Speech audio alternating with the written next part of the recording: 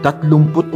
taon na ang nakararaan, lakas loob na tinahak ng isang 16 anyos na taga-Bayongbong ang panibagong yugto sa kanyang buhay, nakakaiba sa kinagis ng propesyon ng kanyang ama na Dean of College of Engineering sa Nueva Vizcaya State University. Taong 1985 nang unang tumuntong sa pinakadakilang military institution sa bansa, ang kadeting si Rodel Orden Sermonia, ang Philippine Military Academy.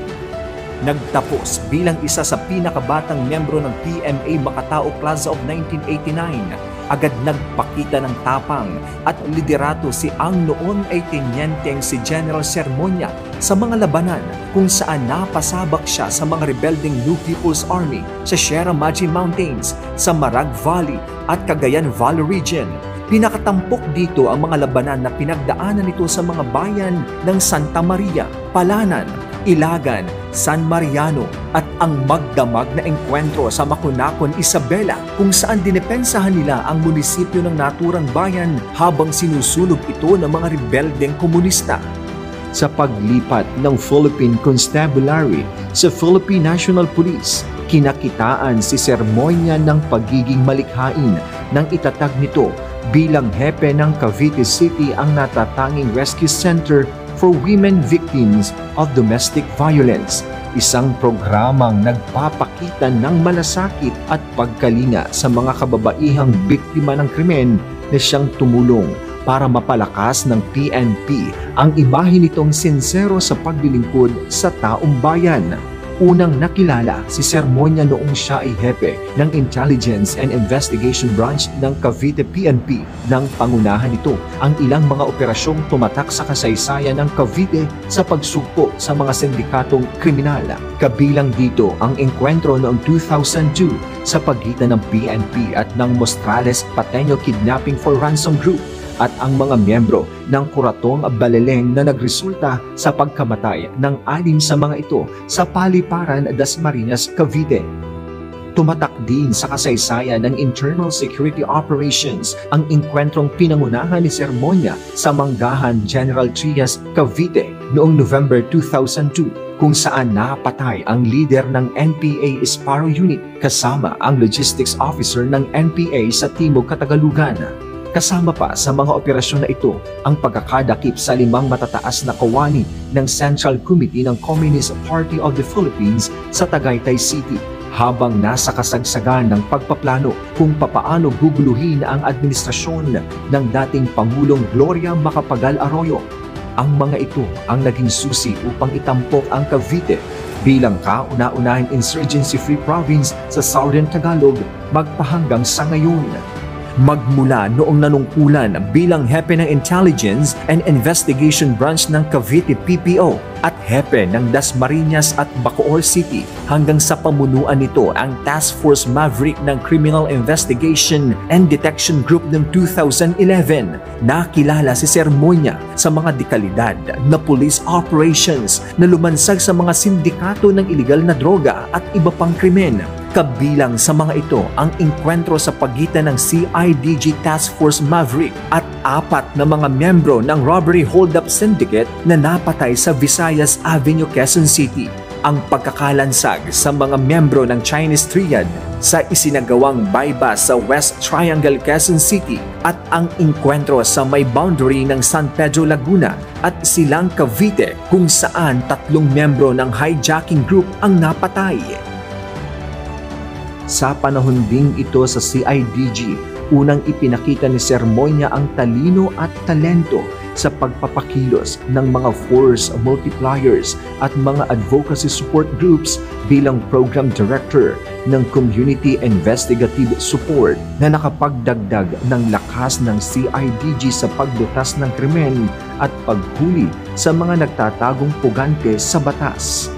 Noong 2013, bilang hepe ng Foreign Liaison Division ng Directorate for Intelligence, lalong pinalakas ni Sermonia ang ugnayan nito sa mga stakeholders at institutional partners ng PNP nang itatag nito ang Foreign Law Enforcement Community in the Philippines o FLECP. ang sangay ng Filipino-American Law Enforcement Organization o FALEO sa Pilipinas na kapwa binhi ng pagkakatatag ng Foreign National Keepers Network na ngayon ay aktibong tumutulong sa lahat ng unit ng PNP. Lalong tumatak ang kalidad ng serbisyo ng PNP sa lalawigan ng Bataan nang matalaga si Sir Moña na Provincial Director noong 2014. Dito nag-ugat ang malikhain at mapagkalingang programa ng PNP laban sa illegal na droga, ang Bahay Pagbabago Reformation Centers na siyang naging daan upang itanghal ang Bataan bilang isa sa kauna-unahang lalawigan na drug-cleared. Ang programang ito ang pinaghugutan ng inspirasyon ng Dangerous Drugs Board na ginawa nilang modelo sa kanilang Balay Silangan program noong 2018. Magmula noong 2017, nang maitalaga si Sir Moña bilang Direktora ng Police at Community Relations at ngayon ay Police at Community Affairs and Development Group na, pinasigla nito ang mga programang nagtulak sa PICA-G na maging top of the mind ng kapulisan pagdating sa mga serbisyong pampublikong pinalakas pa ng pagtulong ng mga stakeholders ng PNP. Kabilang sa mga ito ang Kabataan Kontra Droga at Terorismo, Joint Industrial Peace Concerns Office, Kaligtasan, Global Police Community Relations, Foreign National Keepers Network, Magdalena Mission, at ang Rectang Connect, Aksyon Agad, na ngayon ay Sumbong Nyo Aksyon Agad, programang pang-telebisyon kung saan katulong ang UNTV sa pagbibigay daan sa mga solusyon sa problemang panlipunan na inihahain ng publiko sa Philippine National Police. Pagsapit ng taong 2019, itinanghal bilang Regional Director ng Police Regional Office 3 sa Central Luzon si Sir Moña at dito niya mas pinasigla ang lahat ng programang nag-uugnay sa pulisya at mamamayan pagdating sa paglaban sa krimen, insurhensiya, terorismo at korupsyon sa hanay ng kapulisan at gobyerno, kinilala sa brand name na Relentless Outstanding Service. Lalo pang tumatak ang serbisyong ROS sa Central Luzon nang simula ni General Sir Moña ang malawakang konstruksyon ng mga gusali at pasilidad sa loob ng Camp Olivas PNP Regional Headquarters na hindi pa nararanasan sa loob ng nagdaang 30 taon. Kabilang dito ang Makatao Activity Center, Bayanihan Multipurpose Center, Bachelor Officers Quarters, Women Auxiliary Quarters, PRO3 Main Gate at Chapel, Sampaguita Lane, PRO3 Grandstand and Parade Ground, Regional Health Center at Infirmary Center at Camp Olivas, Laguna na isa sa atraksyong pang-turismo ngayon sa lungsod ng San Fernando. Pagkalipas ng 11 buwan, nagbalik si General Sir Moña sa National Headquarters bilang Director for Police Community Relations at naglingkod sa ilalim ng 3 Chief PNP, sina PNP Chief General Picoy Cascolan, General Dibold Sinas at General Gilor Elizar hanggang sa italaga bilang Director for Operations kung saan pinagdugtong niya ang mga programa ng PCR at Operations at tinawag itong PCRization of Police Operations. Kabilang pa sa mga functions ng DPCR at DO na pinalakas ni Sir Moña ay ang Information Development Operations at Community Organizing and Mobilization na nagamit ng PNP sa estratehiya nitong strong finish sa illegal drugs at decisive victory sa insurhensiya at urban operations ng CPP, NPA, NDF. Halos magkakasunod naman ang naging appointments ni General Sir Moña sa Command Group magmula ng 2021 kung kailan itinalaga siya bilang Chief of Directorial Staff, Deputy Chief PNP for Operations at Deputy Chief PNP for Administration. Sa pagpalit ng administrasyon sa PNP ng 2022, isa si General Sir Moña sa tinamaan ng malawakang revamp at napalipat sa Area Police Command for Visayas bilang commander nito. Magkaganong paman, pinatunayan pa rin ni General Sir Moña na hindi hadlang ang posisyon para isakatuparan ang makatuturang paglilingkod sa taong bayan. Sa APC pinasimula ni General Sir Moña ang pagbalangkas sa makasaysayang Localized Peace Engagement Framework ang kauna-unahang makatotohanang hakbang sa pagpapasuko ng mga rebeldeng komunista tungo sa ganap na kapayapaang may katarungan. Makalipas ang 3 buwan sa APC Visayas, muling bumalik si General Sermonia bilang Deputy Chief of PNP for Administration at ipinagpatuloy ang kampanya tungo sa ikagagaling ng imahe ng PNP. Hindi ito minsan pang nagsayang ng araw o oras. Matiyak lamang hanggang sa huling segundo niya sa katungkulan bilang TDCA na naisa puso at isipan ng lahat ng kawani ng PNP, ang lahat ng pulisiya sa internal cleansing at ang mahigpit na pagtupad sa police operational at doktrina ng command responsibility. Ito ngayon ang iniwang legasiya ni General Sermonia sa pagpapatatag ng transparency, integrity, accountability at public trust sa Philippine National Police. Bilang pagkilala sa 38 taon ng kagalingan sa paglilingkod sa PNP, nakatanggap si General Sermonia ng 3 prestihiyosong parangal mula sa Pangulo ng Republika ng Pilipinas bilang Junior Police Officer of the Year noong 1996, 2002 at 2012.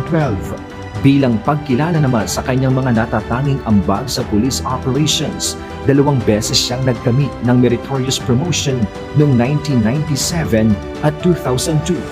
2 beses din siyang itinanghal na finalist sa Civil Service Commission, Dangal ng Bayan Awardee at Presidential Lingkod Bayan Awardee noong 2004 at 2005. Samantalang ginawaran din siya ng Civil Service Commission ng parangal bilang HAP Awardee sa ginanap na Presidential Lingkod Bayan Awards noong 2016 at 2020.